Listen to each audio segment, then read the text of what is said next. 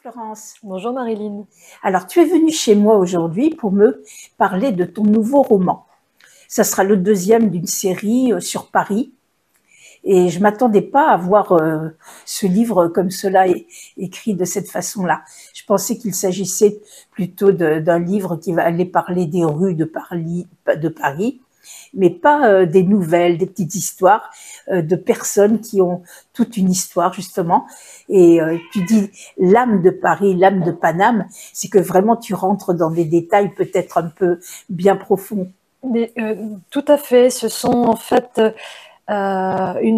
c'est une mosaïque de personnages que l'on peut croiser à n'importe quel moment quand on est à Paris. Ça peut être une personne qui traverse la rue à côté de nous, ou quelqu'un qui va s'asseoir à côté de nous dans le métro. On ne sait pas, peut-être que cette personne est profondément dérangée, même dangereuse, ou peut-être que c'est un fantôme. On croise tellement de personnes, d'âmes en fait, les âmes de Paname. Oui. Et puis il y a des personnes qui ont un quotidien complètement ordinaire, mais qui eux vont le vivre de façon extraordinaire. Alors que pour nous, ça sera pas forcément quelque chose qui va nous transcender parce que nous ne le vivons pas dans notre chair. Et comment tu choisis donc tes personnages? Tu les as croisés pour de bon ou tu les as inventés ou... Les deux. Les deux. Il y a toujours, alors je les invente, oui. Mais il y a toujours une part une infime part de vrai. En fait, je m'arrange avec la réalité. Voilà. Je m'arrange avec la réalité, avec la vérité. Donc, parfois, je peux croiser, par exemple, dans une boutique, une vendeuse, oui. très jolie, mais je vais noter, par exemple, qu'elle a un ascendant sur sa collègue, et je me dis, ça sent la tyrannie, je pense que cette personne est mauvaise, et ça va donner cours, en fait, à toute une construction d'un personnage. Je vais grossir le trait. Bien sûr. Pour caractéristiques pour pouvoir écrire une nouvelle. Tout à fait. Et puis je vais la mettre dans une situation face à ses contradictions, face à beaucoup de choses. Et je m'inspire un peu et parfois je fais un patchwork de plusieurs personnes que j'ai croisées pour construire une seule personne. Et puis après, au-delà des personnages, alors donc il y a Paris aussi. Il y a Paris, bien sûr, tout à fait. Tu as vécu combien de temps à Paris? 12 ans. 12 ans, d'accord. Voilà, j'ai vécu avant d'aller en forêt de Sénart, donc un peu plus au vert, et puis après de venir à La Rochelle. D'accord. Tu habites à Châtelaillon, je crois. Depuis 6 mois, je suis à Châtelaillon, donc c'est le bleu. Donc il va peut-être en sortir quelque chose sur l'océan. Aussi.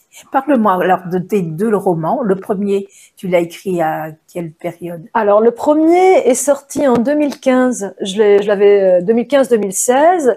C'est le même titre à peu près. Hein? Alors c'est celui-ci s'appelait Nouvelles et chroniques parisiennes. Oui. Ça parle aussi de Parisiens. De Parisiens.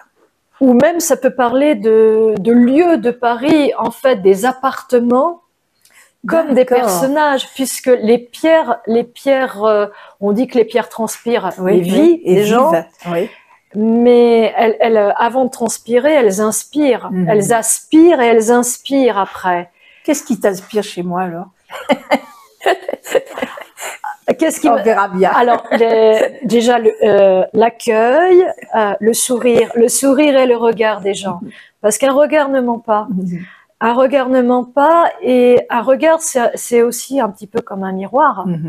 Et il y a une brillance. Il y a réflexion, brillance, et dans réflexion, il y a réflexion la lumière, et il y a réflexion aussi de réfléchir et penser. Donc, vraiment, tu ressens les choses. Hein. Oui. Ouais, le peu qu'on a parlé, j'ai tout de suite vu que tu allais vraiment au fond des choses aussi. Et... c'est pas grave. Donc ton deuxième roman, il est sorti il y a très peu de temps. Il est sorti il y a une semaine. Et Une semaine. Je vais pas dire que c'est la suite parce qu'il n'y a pas de suite logique. Ce sont d'autres histoires, toujours sur Paris. Donc plus ou moins sur le même thème. Et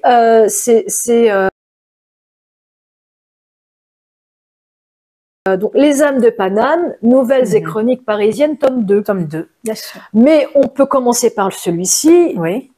Et puis enchaîner sur le premier, ou jongler d'histoire, une histoire ici, revenir sur une histoire ici, et etc., etc. Il n'y a pas d'ordre. Et c'est ça qui est bien, c'est que on peut ouvrir n'importe quelle page, puisque n'importe quelle page, exactement, voilà, des deux, sans pour autant définir un ordre. Ah bah le tome 1, bon bah après le tome 2. Oui. Non, ça on peut le lire. C'est une liberté totale et absolue de lire, de s'évader, de voir peut-être Paris par un autre prisme, avec un soupçon de surnaturel aussi.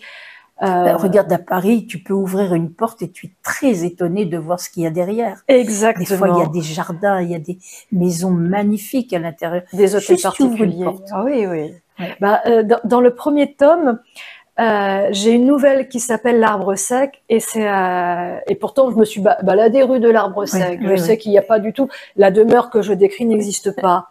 Mais il y a tellement de portes cochères, je ne sais pas, je les ai pas toutes ouvertes. Mais j'ai imaginé, à partir de la réalité, c'est là quand je te disais que je m'arrange avec la réalité, c'est que je pars de quelque chose qui est bien réel pour imaginer autre chose. Mais il y a toujours une part de réalité. De réalité. Tu écris aussi des poèmes, tout à fait, Florence.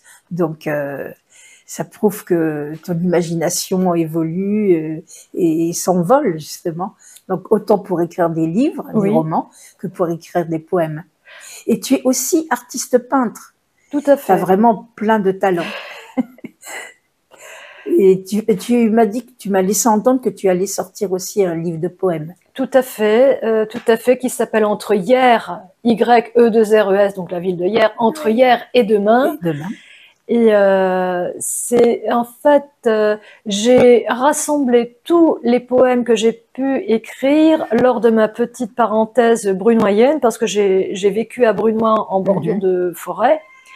Et là, en quittant Paris, en arrivant dans cet écrin de verdure, il y a toutes les couleurs possibles, inimaginables, qui ont explosé devant mes yeux. Et je me suis remise à peindre. Et alors que oui, si tu as vécu un bon moment et tu as vu des saisons. Moi, l'automne, c'est ma saison préférée. Mais même l'hiver était fabuleuse. J'avais vu sur la forêt de Sénart, même lorsque les arbres sont nus, il y a toujours des espèces de mousses qui vont rester colorées ou des feuilles rouges qui vont être au sol, mais qui ne vont pas forcément se désagréger. Oui, non, c'est magnifique. Et il y a toujours le lierre, la résistance du lierre. Et puis le soleil, les couchers de soleil un petit peu rouges en hiver, c'est magnifique. Oui, coucher de soleil, n'oublie pas, on est ici. Ah oui, en comparaison à Paris. C'est vrai, c'est vrai.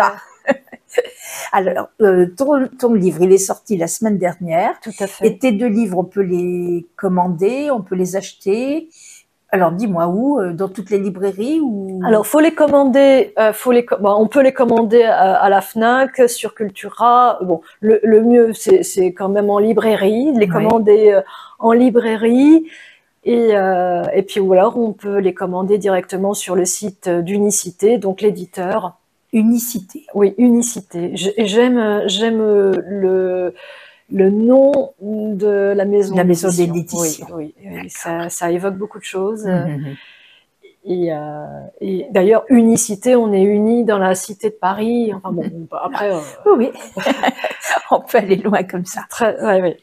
Eh ben, moi, je te remercie d'être venu parce que je veux m'intéresser à tes livres et je te souhaite plein de ventes.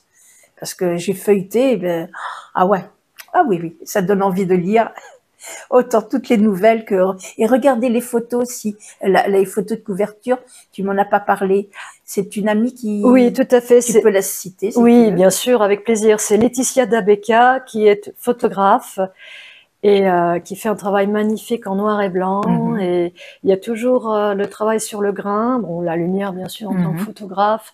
Et on a l'impression, par exemple, on a l'impression que c'est une matière, que ça a presque été léché, et là que ça a été retravaillé avec de la matière, avec du grain.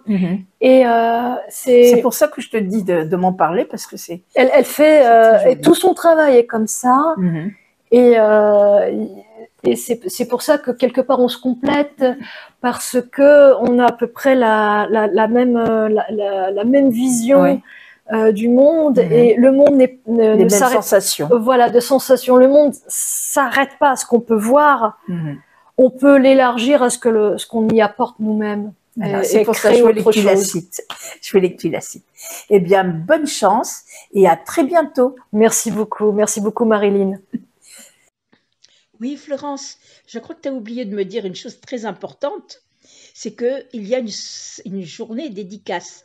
Il y a effectivement, alors je dédicace le mercredi 13 septembre de 11h30 à 14h30 au restaurant Infusion, 40 rue Chef de Baie à La Rochelle, donc à La Palisse, et je vous y attends, bien entendu.